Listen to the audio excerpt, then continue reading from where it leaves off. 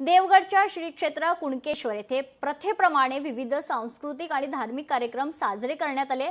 आज 5 दिवसांनी श्री देव कुणकेश्वरच्या शिमगोत्सवाची धुळवडीने सांगता करण्यात आली। धुळवडीच्या दिवशी कुणकेश्वर मंदिरात श्रींच्या शिवपिंडीवर उत्सव मूर्तीची स्थापना केली जाते। त्यानंतर पूजा आरती होऊन श्रींना पालखीत विराजमान केलं जातं व बाजारपेठेतील महापुरुष स्थळाजवळ वाजत गाजत पालखी सोहळा होतो।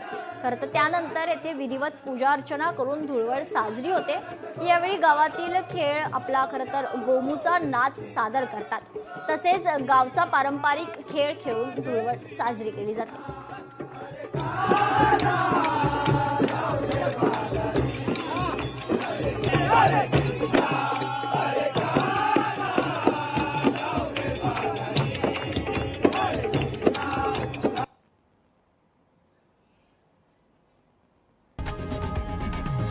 लोकशाही मराठी ऐका, पहा, जागरूक रहा।